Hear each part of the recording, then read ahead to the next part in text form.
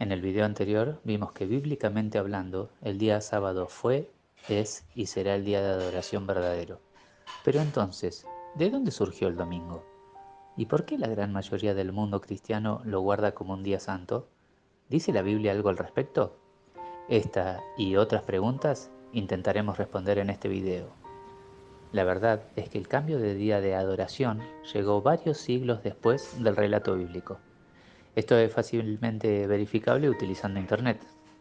Narra la historia que fue en el año 321 después de Cristo, cuando Constantino el Grande, es decir, el emperador romano, fue el que impuso que a partir de ese momento, el día del sol, es decir, el domingo, sería a partir de ese momento el nuevo día de reposo. Me refiero al domingo como día del sol, porque así era originalmente llamado en el Imperio Romano. Veamos una cita textual de Constantino que se conserva acerca de este tema. Dice lo siguiente: en el venerable día del sol, que los magistrados y la gente residente en las ciudades descansen y que todos los talleres estén cerrados. De esta manera coincidimos que fue un pagano romano el que realizó el cambio de día de reposo. El mismo se refiere al día domingo como al día del sol.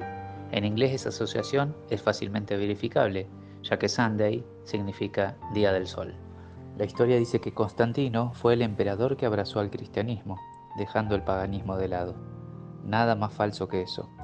Son muchos los historiadores que dicen que hubo en Constantino solo una conveniencia estratégica para evitar un desbalance en el poder. El cristianismo en su época iba en un aumento exponencial, por lo cual la idea de adoptar esta nueva religión no fue más que una necesidad de supervivencia.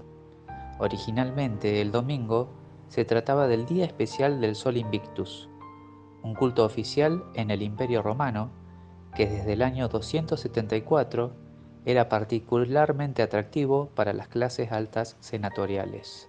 De hecho, Constantino mismo, aunque promovió activamente la Iglesia cristiana, durante toda su vida reconoció al Sol Invictus como un dios. Solo fue bautizado en la fe cristiana en su lecho de muerte, y hasta el día de hoy continúa el debate sobre si realmente fue un verdadero converso o se aprovechó de la Iglesia como una fuerza unificadora. Cabe mencionarse que no todos los cristianos recibieron con beneplácito el edicto de Constantino, y siglos después todavía había numerosos grupos de cristianos que preferían adorar a Dios en sábado. Tanto fue así que en el sínodo de la Odisea, que tuvo lugar alrededor del 363 o 364 después de Cristo, se incluye un canon, el 29, que declara que los cristianos no debían judaizarse descansando en el sábado, sino trabajar en ese día, en lugar de honrarlo como el día del Señor.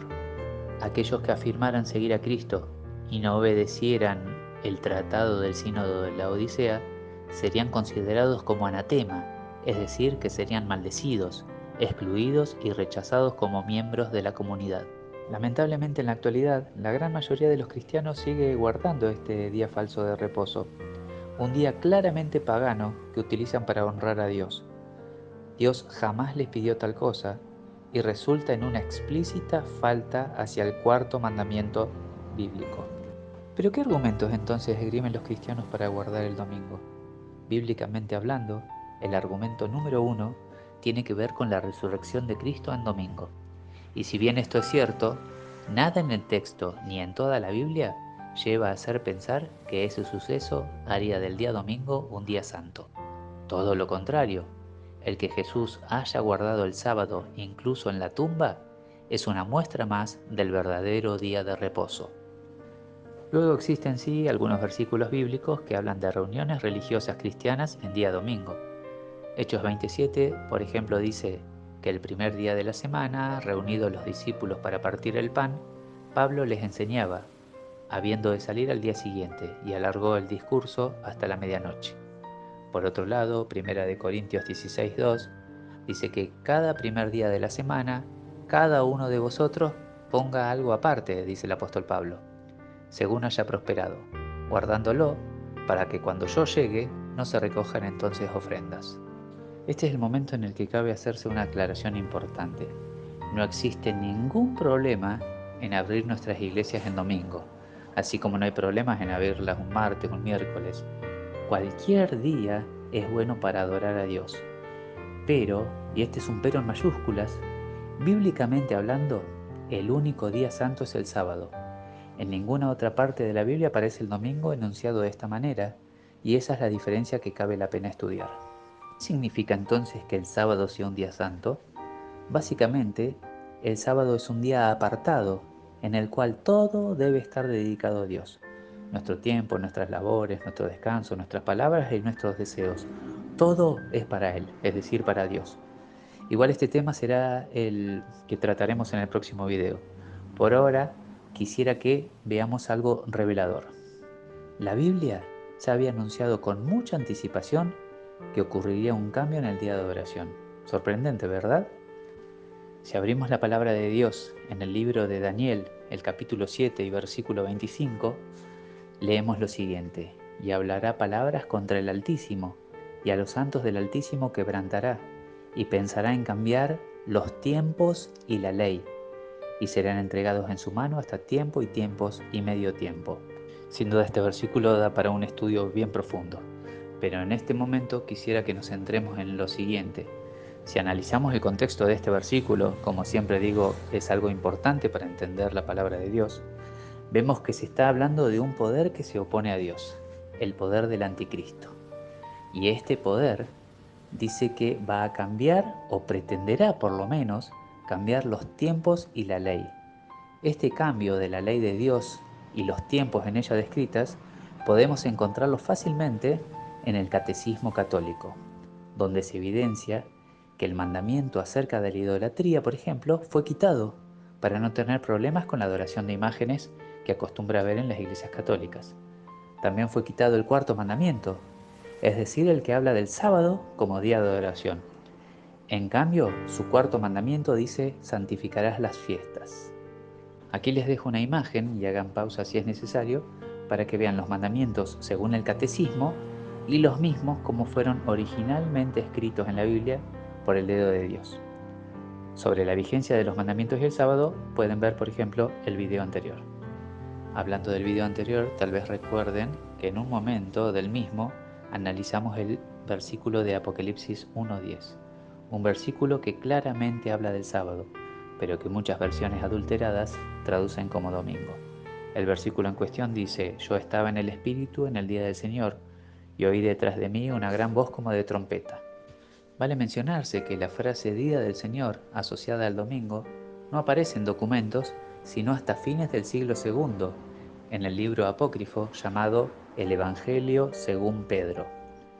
Como este documento fue escrito por lo menos 3/4 de siglo después de que Juan escribió el Apocalipsis, no puede presentarse como una prueba de que la frase Día del Señor, en tiempos de Juan, se refiere al domingo.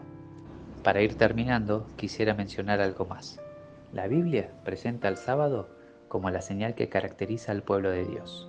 Por ejemplo, Ezequiel 20:12 dice: y les di también mis días de reposo, para que fuesen por señal entre mí y ellos, para que supiesen que yo soy Jehová que los santifico. También en el mismo capítulo, pero el versículo 20 dice: santificad mis sábados, y sean por señal entre mí y vosotros, para que sepáis que yo soy Jehová, vuestro Dios.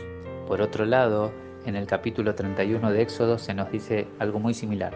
Dice el versículo 13: tú hablarás a los hijos de Israel y les dirás: en verdad vosotros guardaréis mis sábados, porque es una señal entre mí y vosotros por vuestras generaciones, para que sepáis que yo soy Jehová que os santifico. Y el mismo capítulo, los versículos 16 y 17 dicen: guardarán pues el sábado los hijos de Israel, celebrándolo a lo largo de sus generaciones como pacto perpetuo. Para siempre será una señal entre mí y los hijos de Israel. ¿Por qué? Porque en 6 días hizo Jehová los cielos y la tierra, y en el séptimo día cesó y descansó. Ahora es interesante que en oposición pareciese que los enemigos de Dios también tienen su señal o su marca.